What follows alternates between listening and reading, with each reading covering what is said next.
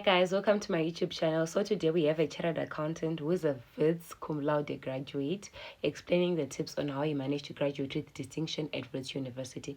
So he's going to follow after me. Please listen carefully, comment whatever questions you want me to ask him, then you make a video answering all of your questions. Enjoy. Hello everyone, so my sister has been asking me to do a video where I basically discuss some of the tips that could help you during your accounting studies. So I've decided to discuss about 3 tips that I think that are important from my perspective. The number 1 tip that I would give is you actually need to do your tasks for every subject that you're doing or for every module that you're doing. And I know that it sounds like a cliche because that's what everybody tells us, right? To say, do your tasks, do your tasks. But what I mean by doing your tasks, I mean a scenario where you actually do that task under exam conditions. So it means that if you get 2 hours to do a paper that is out of 100 marks, for example, then you need to do your tasks within that same condition that you get in the exam, because that's what you're practicing for, right? So I think it's very important to do your tasks under exam conditions. And then another important thing is you also need to reflect after you've done every single task to say what went right, what went wrong. And for what went wrong, what was the reason why you actually, didn't get those marks. You actually need to be able to reflect properly. If it's a scenario where you actually didn't have the knowledge, then you actually need to reference back to your notes or to the lecture material to say, okay, I don't understand this principle, so let me refer back to my lecture material.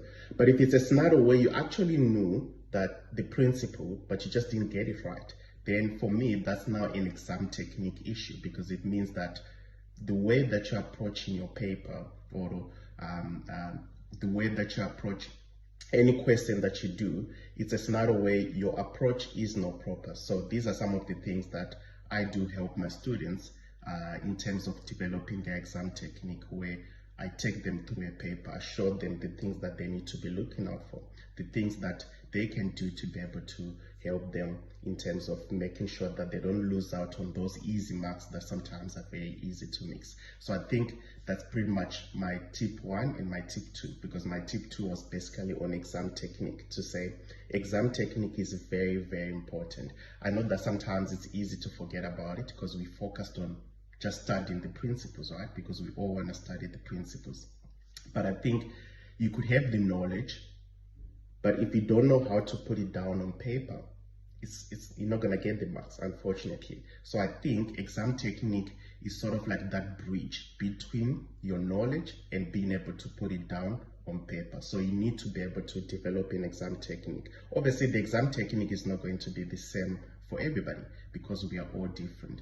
But I think you need to develop an exam technique that is tailored for you, based on your strength and based on your weakness.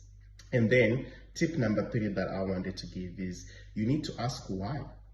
I think it's just very important. Most students tend not to ask why. So if you go to an accounting, they tell you that, the recoverable amount is the higher of value use or the fair value less cost to sell.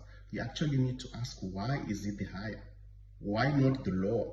And the reason why I'm saying that is when you understand why you're doing something, then it's actually going to be very easy for you to understand and for you to remember it in the years to come. Because what you have to remember is the degree is about 4 years, right? 3 years of undergrad, 1 year of postgrad. So when you do your first year material, your second year material, it's assumed knowledge when you go to 3rd year and 4th year.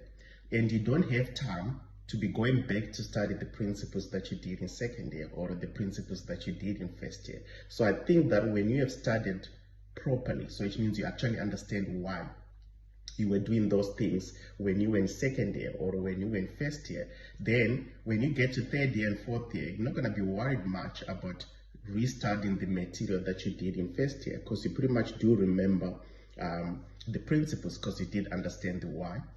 And I do know that that takes a bit of time to be able to understand why, especially when it comes to certain subjects like your auditing, right?